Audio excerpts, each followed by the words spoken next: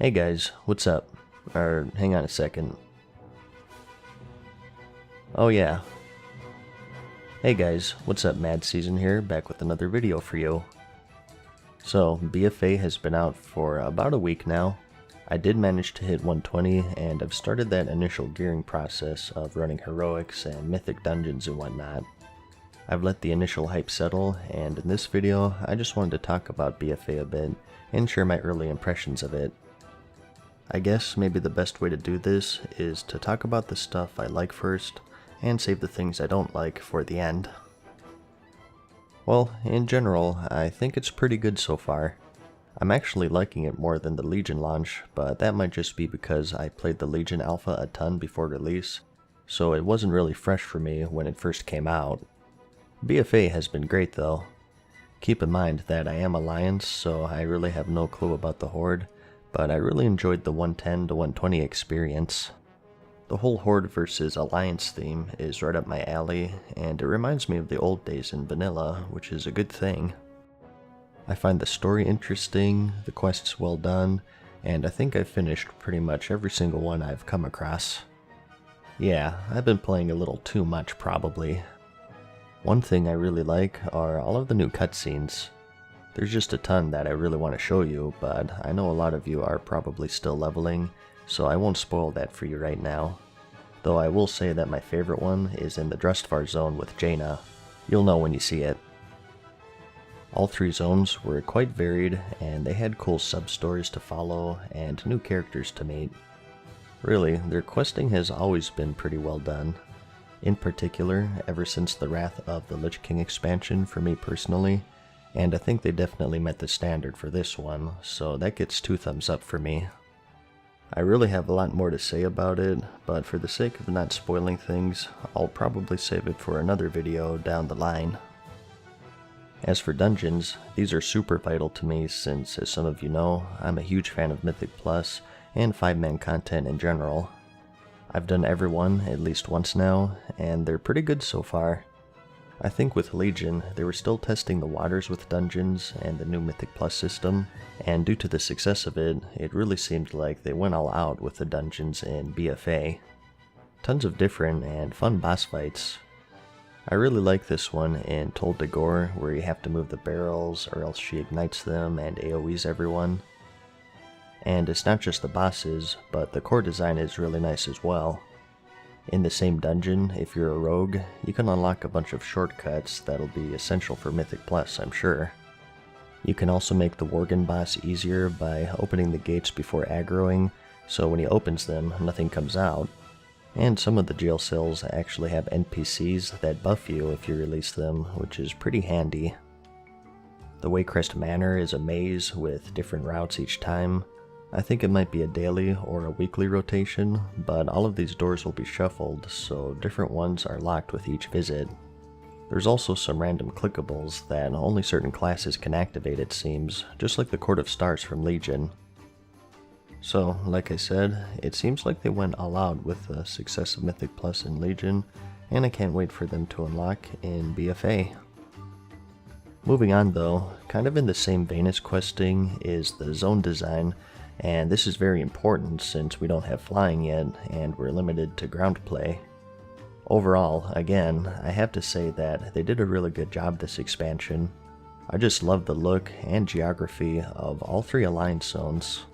The Pirate Zone, Tiragard, the Cursed Dour Woodland, Drustvar, and the wide open Stormsong Valley, which is my personal favorite. It reminds me of Pandaria quite a bit. I definitely prefer them over the Horde zones. Looks-wise, the Horde zones are awesome. Vol'dun is my favorite out of the 3 since I have a soft spot for desert areas. The other 2 I don't really care for too much though, simply because they seem much harder to navigate. Maybe it's because I only go there for world quests, but it always seems like there's a giant mountain blocking your path, and with limited flight paths for the Alliance, it just makes it that much more worse. Just one of the problems with no flying, but hopefully I'll get a good lay of the land soon and get better at traversing it. Another huge feature is War Mode. If you don't know, you basically enable it to gain honor talents, more XP, and more rewards from world quests. Now, keep in mind that I am playing a rogue, so I get to pick and choose my fights, but I've just been having a blast with war mode so far. I wasn't sure if I would like it or not, but it really adds a sense of danger to the world, and it keeps the otherwise monotonous world questing more exciting. Sometimes these world quests turn into Rochambeau, and you get a good-sized battle going. PvP was something that I've taken a huge break from, and it really adds a new experience to the game. The quests do take longer, of course, but for me that trade-off is worth it because I love PvP, even though I'm not the best at it, but I'm getting better. And plus, if you do want to break from it, you can turn it off in your main city, which makes it better than the old server system, I think, where you were permanently on PvE mode or PvP. Some days you feel like taking it easy, and other days you just want to kill some horde, so being able to switch that on and off is a great idea. You also have things such as assassins, which I got a few times. If you kill enough people, you'll get a bounty put on your head as well, and get marked on the map for the enemy faction, and you'll have a bunch of people out to get you. If you kill one, they drop a sack of loot that contains a ton of trade goods. Here you can see I got a bunch of expensive gems, which I sold for around 30,000 gold in total, so it's really worth it to go out of your way. It's always cool when they pop up on your map and you see people forming a kill squad in general chat. That player interaction is something that I miss from the old days. It's what makes MMOs great, and War Mode has brought a lot of it back, so I'm very happy with it, and I've yet to turn it off since the expansion started. You also have airdrops, which are alright I guess. They are pretty buggy right now. I've had some that spawned nothing when I clicked on them, and some that just appeared under the ground, and some that just dropped gold, although I'm not sure if that's intentional or not, but the best trinket I got is eye level 320, which is super low. So right now, they're not really worth the effort unless they drop really close by. And because of that, there's usually not much competition for them, which kind of defeats the purpose, so I'm hoping that they buff them to make them a little more interesting. Anyways, as for the other features, we have Island Expeditions. These are also pretty good, I think. I've only stuck with the PvE ones so far. I haven't done a huge amount of them, simply because I'm just trying to gear up at this point, and as far as I can tell, they don't drop gear. Just a few pets for me so far. In a nutshell, if you don't know how these work, you're put on an island with completely randomized enemies and chests with 2 other people, and it's a race against the opposite faction for Azeroth power. The first team to reach the cap wins, and you have 4 different difficulty settings. Normal, Heroic, and Mythic, which are all PvE, and there's also a PvP mode. The main reason to do them is a weekly quest for Azeroth power. You progress this bar with Azeroth you collect on the missions, and once you max it out, you get 2500 AP for your amulet, which is really good. Like I mentioned earlier, I like anything that gives you a different experience each time, and combined with all of the different maps, the random enemies, and placement within those maps ensures that it's a new experience every time. So, pretty fun so far, but I'd have to do more of them in the PvP mode to give you my full opinion on them. Well, that's it for the good stuff. Now let's talk about the things I don't care for. Something I'm not really a fan of, which also started in Legion I think, is the content gating, at least in regards to the story. Right now, there's a bunch of stuff that we can't do, such as war fronts, world bosses, the new raid, Aldir, and Mythic Plus. I think some stuff should be gated, and I don't have a problem with any of these, but they're doing the same with the story as well. I said this in Legion with the Suramar chain, but it's really jarring to have the story of the game gated and restricted like this. In BFA's case, it's the war campaign with Reputation. My analogy to it is it's akin to reading a book, but each time you finish a page, someone rips it away from you until the next day. When I get into my story, I get into it, so it really sucks to be taken out of the moment and having to grind out some world quests for Reputation to see what happens next. But, just my opinion. It is kind of minor since it's not a huge chain, and if you're doing all of the world quests, it honestly should only take about a week or 2 to unlock. But just something I'm not a fan of.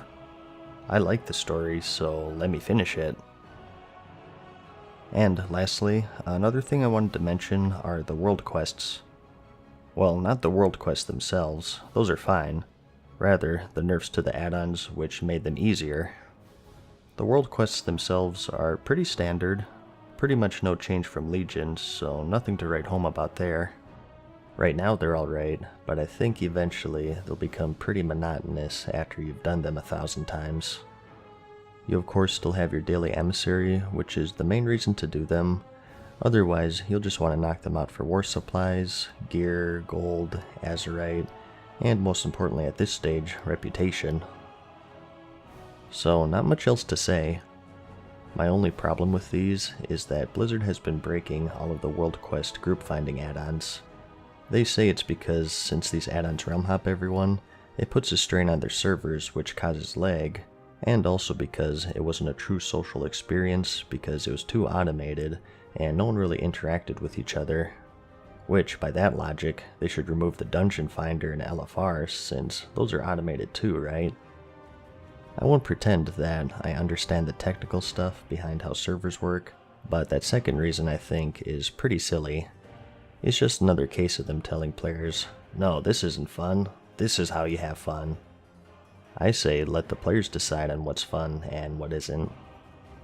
There are some working ones still called World Quest List and World Quest Party, but they have been cracking down on them. I think the latter is safer though, since it doesn't use the group finder. But that's about it. That's all I got for the first week of the expansion. Like I mentioned, keep in mind that at this point, Mythic Plus isn't out, the first raid, Aldir isn't out, as well as War Fronts and so on, so it's not a complete impression video.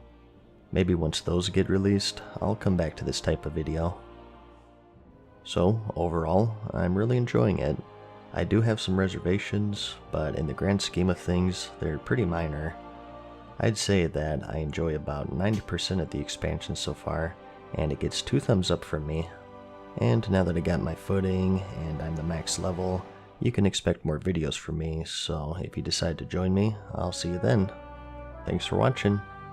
Peace. Farewell for now, mortals. We hope you enjoyed today's video. See you again soon.